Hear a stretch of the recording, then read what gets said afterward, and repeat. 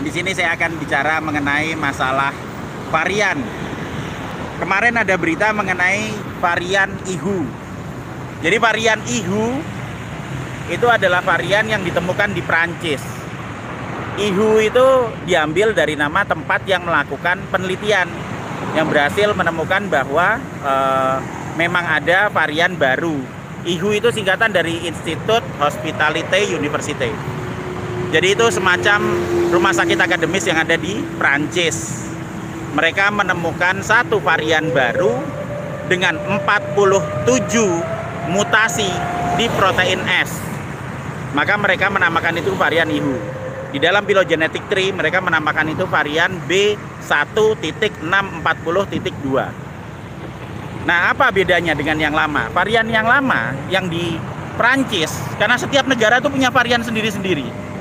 Jadi yang namanya variasi virus itu sangat umum. Berbeda tempat, berbeda lingkungan akan memunculkan varian yang baru yang hanya terjadi di protein S. Varian yang lama yang di Prancis itu varian B1.640.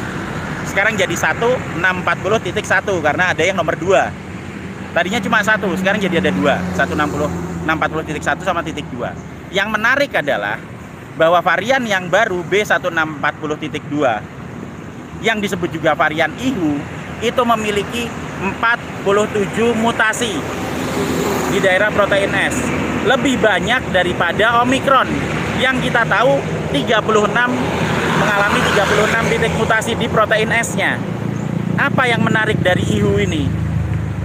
Pasien yang pertama kali datang di bulan November 2021 itu datang dengan gejala ringan dan tidak ada rasa sakit sama sekali.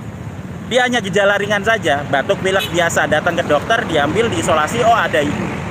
Terus ada varian baru. Terus kemudian dinamakan varian IHU. Yang menarik di sini adalah semakin banyak variasi yang terjadi, semakin banyak mutasi yang terjadi di protein S, itu akan menunjukkan bahwa virus ini akan semakin susah untuk nempel di reseptor ACE. Oke? Sehingga yang terjadi apa? Semakin banyak perubahan infeksinya, infeksi virus ke dalam sel akan semakin berkurang, menyebabkan terjadinya apa? Terjadinya gejala yang timbul itu akan sangat ringan.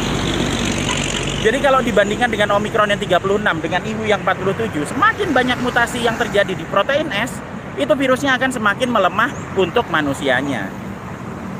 Sehingga saya berpikir bahwa menurut saya variasi yang terjadi dengan sekian banyak mutasi itu adalah berkah dari Tuhan.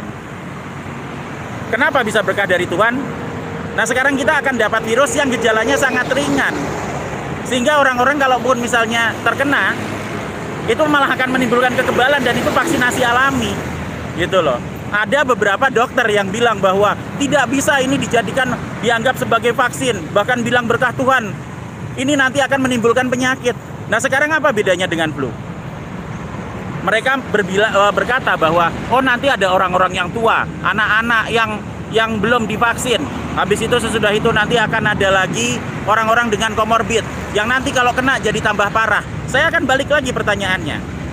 Jika nanti setelah terjadi sekian banyak mutasi, kemudian kita punya varian IHU dan juga varian Omicron yang gejalanya ringan persis sama seperti flu, apakah sampean juga akan bilang bahwa flu akan membunuh orang? Orang dengan komorbid kalau kita tangani komorbidnya tidak hanya fokus di virusnya saja, dia akan sembuh.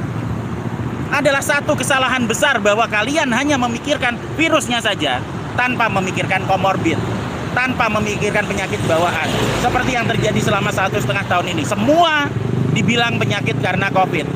Sekarang Tuhan menurunkan berkah sebagai pelajaran untuk para pembuat ketakutan, menunjukkan kuasa Tuhan bahwa varian-varian yang ada termasuk Omicron dan IHU justru akan menyelamatkan umat manusia. Umat manusia akan tetap selamat, rakyat Indonesia tetap akan sehat, tetap akan belajar supaya cerdas dan tidak bisa ditipu lagi dan ditakut-takuti oleh para pembuat ketakutan seperti para endorser obat-obatan yang terjadi selama ini. Rakyat Indonesia tetap akan kuat, kita akan selamat. Terima kasih.